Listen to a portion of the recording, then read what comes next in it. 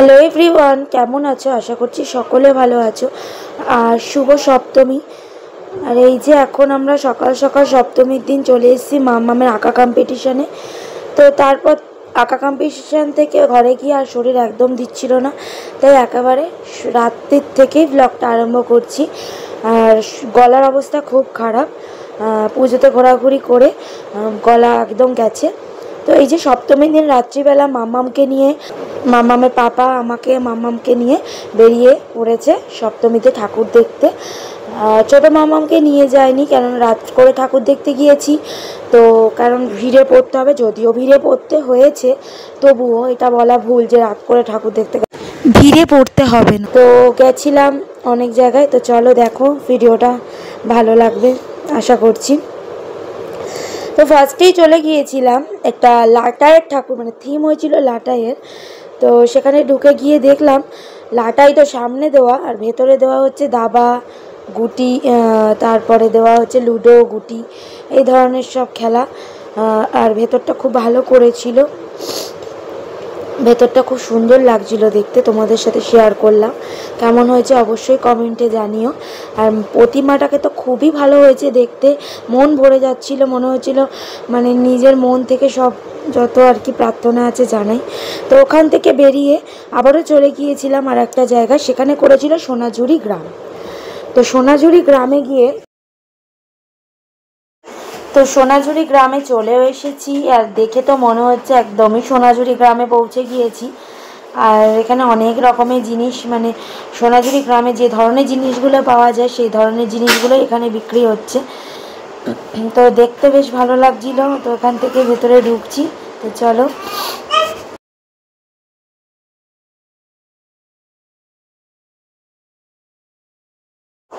তো সোনাঝুরি গ্রামে ঢুকেই প্রথমেই দেখতে পেলাম অনেক জিনিসপত্র বিক্রি হচ্ছে, আর এখানেই দেখো নাচও হচ্ছে।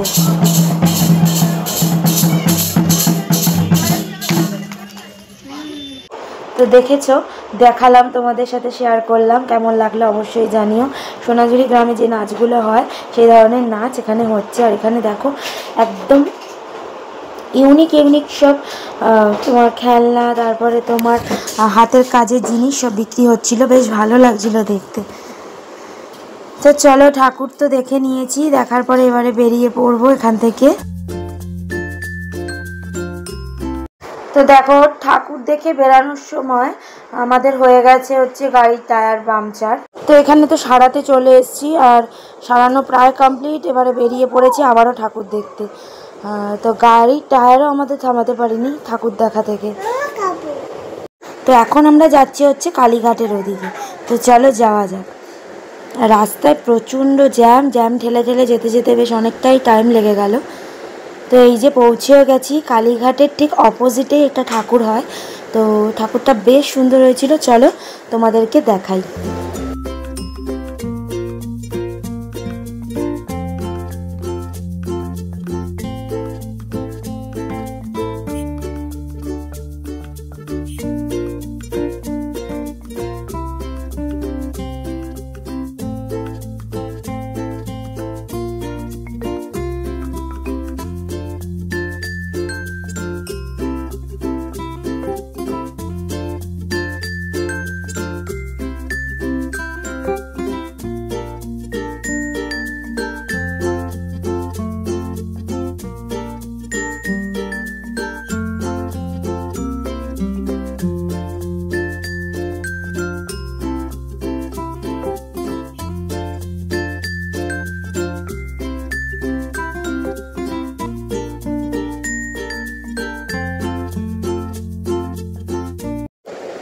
তো দেখেছো, দেখো বেশ ভালো হয়েছে না প্যান্ডেলটা? আমার তো খুব ভালো লেগেছে, হাতের কাজ জাস্ট অসাধারণ। তো চলো এবারে অন্য একটা প্যান্ডেলে যাব।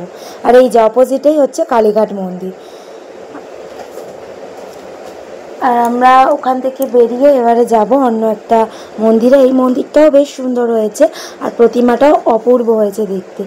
এবারে ওই কালীঘাটের জায়গাটা দিয়ে আমরা যাচ্ছি, আর মন্দিরটার সামনে দিয়ে।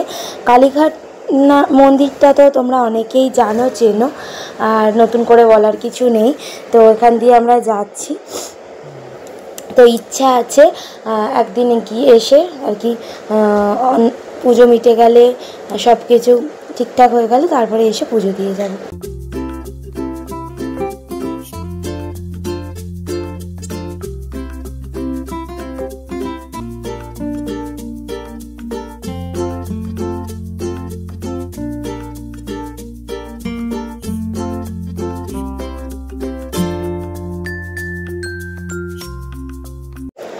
আবারও একটা প্যান্ডেল দেখতে চলে এসেছি, আর এত আলো প্যান্ডেলটার সামনে, প্যান্ডেলটার ভেতরেও প্রচুর আলো।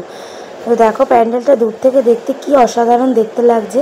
আর এখন আমরা ঢুকবো ভেতরে, তো চলো দেখাই আর প্রতিমাও দর্শন করা নাও।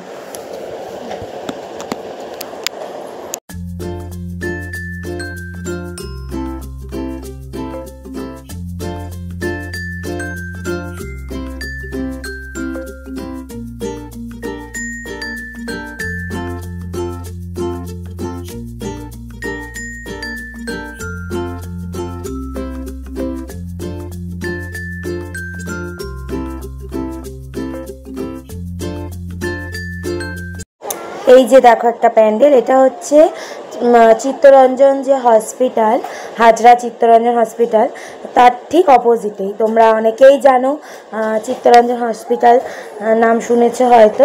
তো তার অপোজিটেই আর কি এই প্যান্ডেলটা হয়েছিল।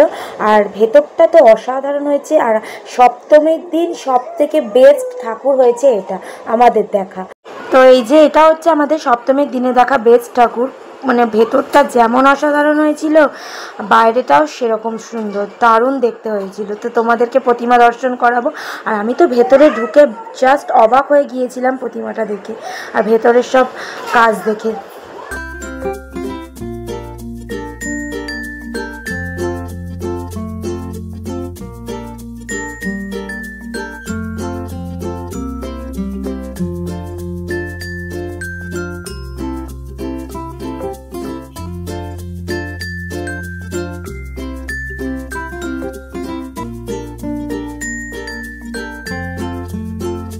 তো চলো, আমাদের তো ঠাকুর দেখা কমপ্লিট। এবারে একটুখানি খেতে হবে, খিদা পেয়ে গেছে, অনেকটা রাস্তা এসেছি।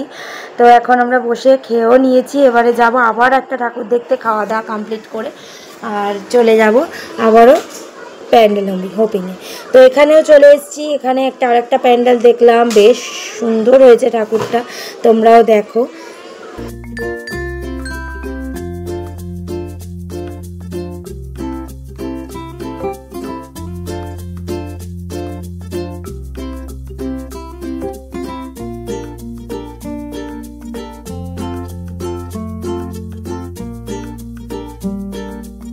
কি দারুণ হয়েছে না ঠাকুরটা।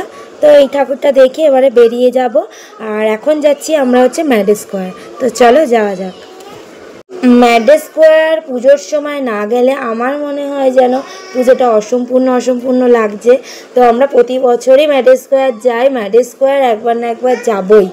তো এই যে ম্যাড স্কোয়ার পৌঁছেও গেছে। আর এখানে কত রং বেরঙের সব ট্যাক্সি দাঁড় করানো ছিল, সেখানে দাঁড়িয়ে আমরা ফটোও তুলে নিচ্ছি। তো ম্যাড স্কোয়ারে এসে প্রতিমা দর্শন করে নেব। আর তার আগে দেখে নিচ্ছি প্যান্ডেলটা প্রতি বছরই একই রকমই হয়, আর প্রতিমাও একই রকম হয় ম্যাড স্কোয়ারে। আর ম্যাড স্কোয়ারে এসে মাম্মামের বায়না ছিল এই আইসক্রিমটা খাবো। তো ও অনেক দিন ধরেই বলছিল এই আইসক্রিমটা খাবো। তো পাপার কাছে বায়না করতে পাপা বললো ঠিক আছে আইসক্রিমটা কিনে দেবো। তো তারপরে আইসক্রিমটা কিনতে চলে গেলাম আমরা। আর এই দেখো আইসক্রিম কিনতে গিয়ে কীরকম রগরটাই না হচ্ছে।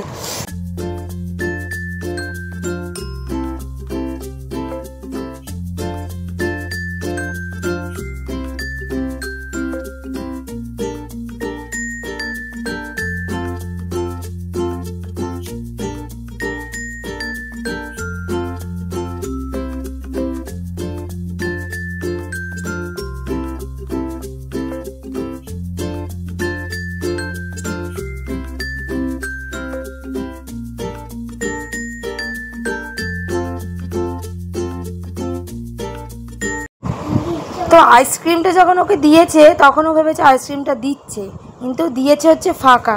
আর ও এসে আমাদের কাছে বলছে না আর যাবো না, আমাকে ফাঁকা দিয়ে দিয়েছে। তো ওর বাবা বলছে না যা, তোকে আইসক্রিম দেবে। তো আবার তারপর সাহস করে গিয়ে আইসক্রিমটা নিল।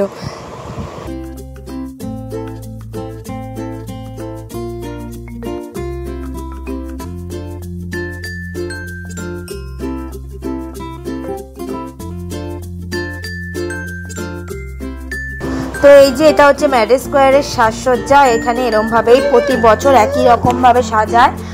আর এই যে বাইরেটা এরকমভাবে সাজিয়েছে, বেশ ভালো লাগছে। বাইরেটা একটু নানা রকমভাবে সাজালেও প্রতি বছর প্রতিমার প্যান্ডেল একই রকমই হয় ম্যারেজ স্কোয়ারে। তো চলো এবারে তো বাড়ি যাওয়ার পালা। আর অনেকটা রাত হয়ে গেছে, প্রায় ভোর হতে যায়, এখন তো বাড়ি যেতে হবে। তো এই যে দেখো কতটা সুন্দরভাবে আলো দিয়ে আমাদের এই কলকাতাটা সাজানো হয় দুর্গাপুজোয়। তো এবারে বাড়ি যাব, অষ্টমী তো পড়েই গেছে, প্রায় ভোর হতে যায়। তো চলো টাটা। আমার ভিডিও কেমন লাগলো জানিও, ভিডিওটা ভালো লাগলে সাবস্ক্রাইব করে দিও। টাটা।